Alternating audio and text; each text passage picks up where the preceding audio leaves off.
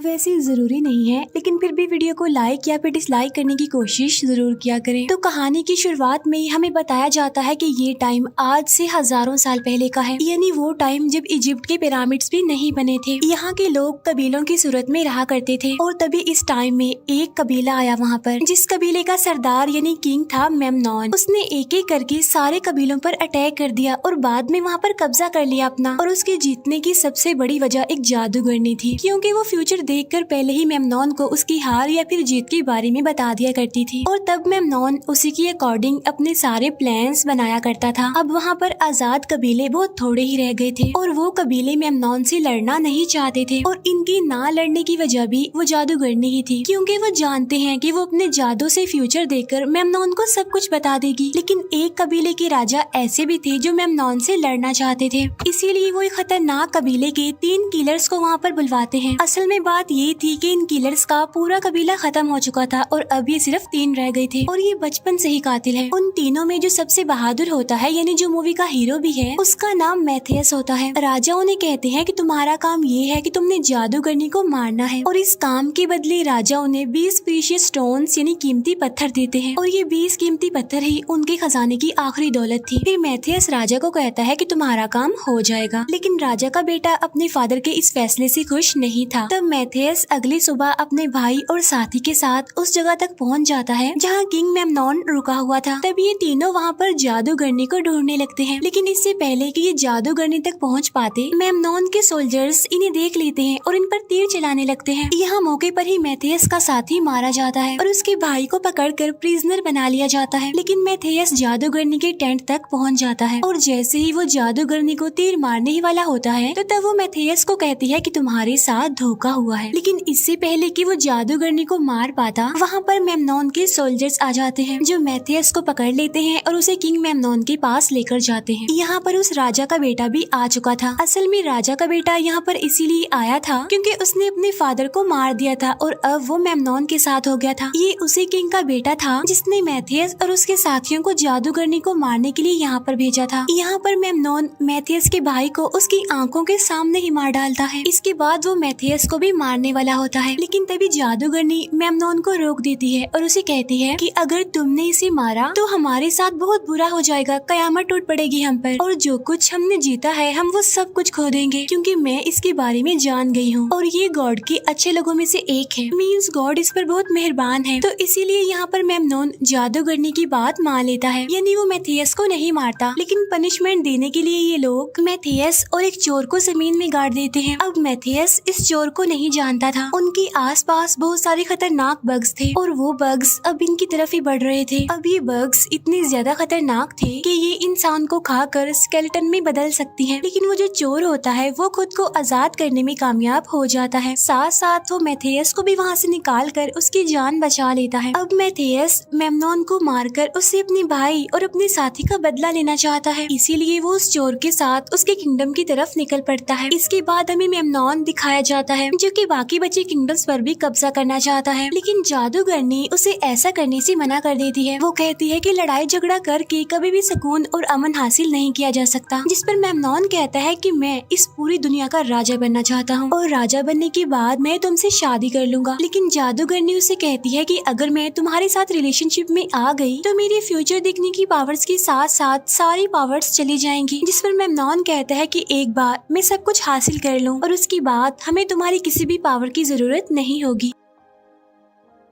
अब मैथियस और वो चोर दोनों उस किंगडम में आ जाते हैं जहाँ पर मेमनॉन रहता था। वहाँ पर एक बच्चा मैथियस के कीमती स्टोन्स लेकर भाग जाता है, लेकिन मैथियस उस बच्चे को पकड़ लेता है। अब वो बच्चा क्योंकि वहीं का था इसीलिए वो यहाँ के कोने कोने को जानता था। तब इसीलिए मैथियस उससे मेमनॉन के महल में जाने का रास्ता पूछता है। तब वो बच्चा उसे महल के अंदर ले जाता है जहाँ पर उन्हें एक बूढ़ा आदमी मिलता है जो कि बारूद बनाता था। अब ये बूढ़ा आदमी भी मेमनॉन को पसंद नहीं करता था क्योंकि मेमनॉन का बिहेवियर उसके साथ ज्यादा अच्छा नहीं था। वो चाहता है कि वो ये बारूद बनाकर उसे मेमनॉन के खिलाफ यूज करे। तब मेथियस उस बूढ़े आदमी से पूछता है कि इस टाइम मेमनॉन कहाँ पर होगा, जिस पर वो बारूद बनाने वाला बूढ़ा आदमी उसे बताता है कि इस टाइम मेमनॉन अपनी तलवारबाजी की प्रैक्टिस कर रहा होगा। तब ये बच्चा मेथियस को उस जगह पर ले जाता है, लेकिन ऊपर चढ़ने से पहले मेथियस उस बच्चे को एक कीमती स्टोन देता है और मेथियस उसे कहता है कि रख लो इसे, तुम्हारा इनाम है ये। इसके बाद वो ऊपर चढ़कर मेमनॉन पर निशाना लगाने लगता है, लेकिन इससे पहले कि वो उसे तीर मारता, मेमनॉन के सोल्जर्स उस बच्चे को मेमनॉन के पास पकड़कर ले आते हैं, क्योंकि उसके पास वो कीमती स्टोन जो था, और ये वही स्टोन था जो मेथियस ने उसे दिया था। तब मेमनॉन के सोल्जर्स उस बच्चे का हाथ काटने लगते हैं, इसीलिए अब मेथियस को ना चाहते हुए भी मेमनॉन को छोड़कर उस हथियार पर निशाना लगाना पड़ता है जिससे उस बच्चे का हाथ काटा जा रहा था। मेमनॉन के सोल्जर्स मेथियस को देख लेते हैं और उस पर तीर चलाने लगते हैं। तब मेथियस अपनी जान बचाने के लिए एक रूम में आ जाता है, जहाँ पर सामने वो जादूगरनी बैठी हुई थी। अब यहाँ पर मेथियस जबरदस्ती जादूगरनी को पकड़कर महल से निकालकर बाहर ले आता है, क्योंकि वो जानता था कि जादूगरनी को ढूंढने के लिए मेमनॉन जरूर अपने महल से बाहर आएगा, और जब वो बाहर आएगा तो मेथियस उसे मार देगा। मेमनॉन को मारने के बाद वो जादूगरनी को भी मार देगा। इसके बाद ये मरे हुए लोगों की वैली की तरफ निकल जाते हैं, लेकिन रात को जब ये लोग सो रहे होते हैं तब जादूगरनी वहाँ से भागने की कोशिश करती है, लेकिन मेथियस को इस बारे में पता चल जाता है और वो जादूगरनी को पकड़ लेता है। वो जादूगरनी से कहता है कि तुम मेमनॉन के पास वापस जाना चाहती हो। तब जादूगरनी उसे बताती है कि मेमनॉन ने मुझे बचपन से ही प्रिजनर बनाकर रखा था। तब मेथियस कहता है कि उस दिन जब मैं महल में आया था तो तुमने मेरी जान क्यों बचाई थी, जिस पर जादूगरनी कहती है क्योंकि मैं जान चुकी थी कि तुम ही हो जो मुझे उस महल से बाहर निकालोगे। इसके बाद मेथियस उसे आजाद कर देता है और कहता है कि अब ये तुम्हारी मर्जी है, अगर तुम जाना चाहती हो तो जा सकती हो, लेकिन मुझसे ज्यादा खतरनाक बाहर की दुनिया है। तब जादूगरनी वहीं पर ही रुक जाती है, वहाँ से नहीं जाती। फिर नेक्स्ट मॉर्निंग ये लोग अपने सफर पर आगे बढ़ते हैं और तभी मेथियस देखता है कि मेमनॉन खुद तो नहीं आया, बल्कि उसने अपने सोल्जर्स भेजे होते हैं जो कि इनसे बस थोड़ी दूरी पर ही थे। तब मेथियस लड़ने के लिए अकेला ही उनकी तरफ निकल पड़ता है। असल में मेथियस को पता होता है कि डेजर्ट में एक तूफान आने वाला है, इसीलिए वो अपनी आंखों को रेत से बचाने के लिए एक कवर पहन लेता है, और जब वो उन सोल्जर्स के पास पहुंचता है तो डेजर्ट में एक काफी बड़ा तूफान आ जाता है, जिसकी वजह से मेमनॉन के सोल्जर्स को कुछ भी दिखाई नहीं दे रहा था। और इसी बात का फायदा उठाकर मेथियस उन सबको एक एक करके मार डालता है। अब यहाँ पर जो मेमनॉन का खास आदमी होता है उसे मेमनॉन ने एक तीर दिया था जिस पर बिच्छू का जहर लगा हुआ था। वो मरने से पहले उस बिच्छू वाले तीर को मेथियस के पैर पर मार देता है, जिसकी वजह से मेथियस की पूरी बॉडी में जहर फैल जाता है, लेकिन जादूगरनी अपना जादू करके उसकी बॉडी से सारा जहर बाहर निकाल देती है, जिसकी वजह से मेथियस की जान बच जाती है। अगले दिन मेथियस एक बर्ड के जरिए मेमनॉन तक ये मैसेज पहुंचाता है कि तुम्हारे सारे सोल्जर्स मारे जा चुके हैं, लेकिन यहाँ पर मेमनॉन अपने साथियों से झूठ बोल देता है कि उस लड़ाई में मेथियस मर चुका है। अब यहाँ पर मेमनॉन के ऑफिसर्स बार बार जादूगरनी के बारे में पूछ रहे थे। तब मेमनॉन यहाँ पर ये भी झूठ बोल देता है कि जादूगरनी की तबीयत असल में ठीक नहीं है और जादूगरनी महल में ही है, क्योंकि वो जानता था कि अगर उन्हें पता चल गया कि जादूगरनी महल में नहीं है तो उनके जो इतने बुलंद हौसले हैं वो सारे टूट जाएंगे। उधर मेथियस, जादूगरनी और उनके साथ जो चोर था, ये लोग पानी की तलाश में उस डेजर्ट में घूम रहे होते हैं, लेकिन तभी अचानक से वहाँ पर एक ब्लास्ट होता है और जब ये लोग चेक करते हैं तो देखते हैं कि वहाँ पर वही बूढ़ा आदमी यानी बारूद बनाने वाला है और अब उसने बारूद बना लिया है। असल में ये भी महल से भागकर आ गया था और वो जादूगरनी को यहाँ पर देखकर काफी खुश हो जाता है। इसके बाद ये सब पानी की तलाश में आगे बढ़ जाते हैं और उन्हें एक जगह पानी मिल भी जाता है, लेकिन तभी वहाँ पर बहुत सारे सोल्जर्स आ जाते हैं और वो इन्हें प्रिजनर बनाकर अपने साथ ले जाते हैं, जहाँ पर एक काफी बड़ा कबीला मेमनॉन की आर्मी से छुपकर रह रहा होता है। और इस कबीले का जो सरदार था वो मेथियस को पहले से ही जानता था, लेकिन मेथियस और वो सरदार एक दूसरे को अच्छा नहीं समझते थे। कबीले का सरदार अपने सोल्जर्स को कहता है कि जादूगरनी को मेरे पास लेकर आओ। तब मेथियस उनसे कहता है कि जो कोई भी इसके करीब आया उससे पहले मेरे साथ लड़ना होगा। अब यहाँ पर कबीले के सरदार और मेथियस के बीच फाइट होती है, लेकिन कबीले का सरदार इतना बहादुर होने के बावजूद भी मेथियस उसे हरा देता है। मेथियस कबीले के सरदार को कहता है कि हम दोनों का दुश्मन एक ही है यानी मेमनॉन, तो हमें मिलकर उसके उसके खिलाफ लड़ना चाहिए। तब कबीले का सरदार कहता है कि उसकी इतनी बड़ी आर्मी से कौन लड़ेगा, जिस पर मैथियस कहता है कि मैं लड़ूंगा। कबीले का सरदार अब उन्हें भी अपने कबीले में रहने की इजाजत दे देता है। रात को जादूगरनी के पास जब एक बच्चा आता है तो जादूगरनी को एक विजन दिखाई देता है, जिसमें वो देखती है कि मेमनॉन के लोगों ने यहाँ पर अटैक कर दिया है, साथ साथ इनके पूरे कबीले को डिस्ट्रॉय कर दिया है और बहुत सारी मासूम बेकसूर लोगों को भी मार दिया है। तो इसीलिए जादूगरनी मैथियस के पास जाती है और उसे वो सब कुछ बताती है जो उसने विजन में देखा था,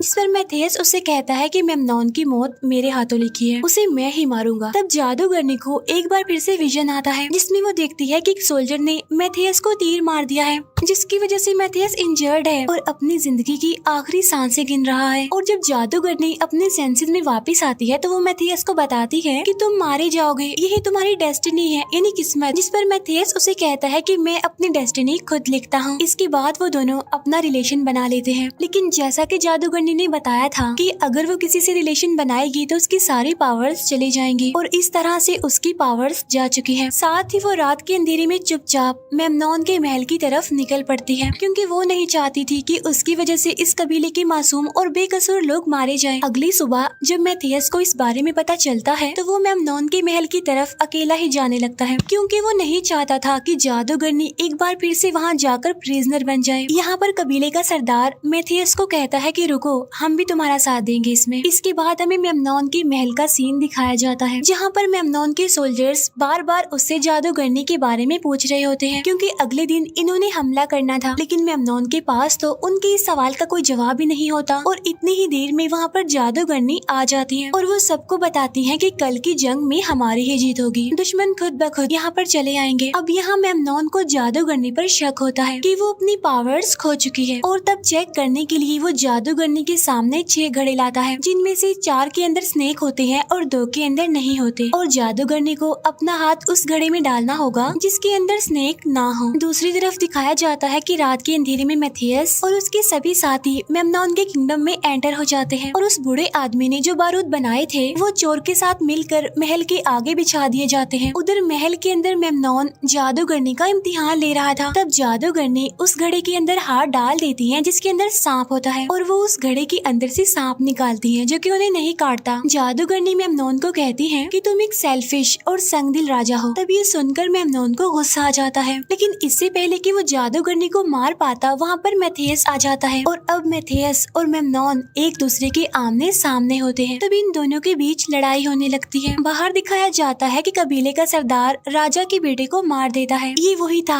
जिसने अपने फादर यानी राजा को मारकर मेमनॉन से हाथ मिला लिया था। साथ साथ वो मेमनॉन के बाकी सोल्जर्स को भी मारने लगता है। उधर मैथियस और मेमनॉन की लड़ाई में मेमनॉन मैथियस की आंखों में राख डाल देता है, लेकिन तभी वहाँ पर एक तीर चलाने वाला आ जाता है जिसे जादूगरनी देख लेती है। अब जादूगरनी मैथियस के आगे आना चाहती है ताकि तीर उन्हें यानी जादूगरनी को लग जाए, लेकिन जब मैथियस ये देखता है तो वो जादूगरनी को लेकर पलट जाता है और तीर मैथियस की कमर में लग जाता है। ये वही मोमेंट था जो कि जादूगरनी ने अपने विजन में देखा था, और तब ये तीर वाला आदमी मैथियस को मारने के लिए उसकी तरफ बढ़ता है, लेकिन जादूगरनी उसे ही मार डालती है। अब मैथियस काफी ज्यादा इंजर्ड था और वो एक बॉ यानी कमान उठाता है, और जो तीर उसकी कमर पर लगा होता है वो उसे निकालता है, और वो उस तीर कमान से मेमनॉन की तरफ निशाना लगाता है। अब मेमनॉन इस तरह के तीर अपने तलवारों से रोक दिया करता था, और इस बार भी वो तीर रोकने की कोशिश करता है, लेकिन तीर की स्पीड इतनी तेज होती है कि मेमनॉन अपनी तलवारों की मदद से उस तीर को रोक ही नहीं पाता, और तीर उसके सीने में लग जाता है और वो नीचे गिरने लगता है। ठीक उसी टाइम पर वो जो चोर होता है वो बारूद में आग लगा देता है, जिसकी वजह से वहाँ पर काफी बड़ा ब्लास्ट हो जाता है। मेमनॉन जो कि महल की ऊंची दीवारों से गिर रहा था वो उस आग में गिरकर जल जाता है और राख बन जाता है। अब यहाँ पर मेमनॉन का तो खेल खत्म हो गया था। मेमनॉन के खात्मे के बाद मैथियस को यहाँ का राजा बना दिया जाता है। इसके बाद कबीले का सरदार वहाँ पर आकर मैथियस को गुड बाय कहकर वहाँ से चला जाता है। इसके बाद जादूगरनी मैथियस को कहती है कि अब हमारे किंगडम में सुकून और अमन होगा। मैथियस उससे कहता है कि मुझे पता चला था कि मेरे साथ रिलेशन में आने के बाद तुम्हारी पावर्स चली गई, तो क्या सच में ऐसा है? तब कैसिंड्रा कहती है कि नहीं, ये सब झूठ था और मेरी पावर्स अभी भी बरकरार है। मैथियस पूछता है कि हमारे किंगडम में सुकून और अमन कब तक रहेगा, जिस पर जादूगरनी कहती है कि कोई भी चीज हमेशा के लिए नहीं होती, हर चीज की तरह किंगडम की भी डेस्टिनी होती है। मैथियस उससे कहता है कि मैंने तुम्हें कहा था ना कि मैं अपनी किस्मत खुद लिखता हूँ, तो किंगडम की डेस्टिनी यानी किस्मत मैं ही लिखूंगा। इसी के साथ ही ये मूवी यहीं पर एंड हो जाती है। Thank you for watching.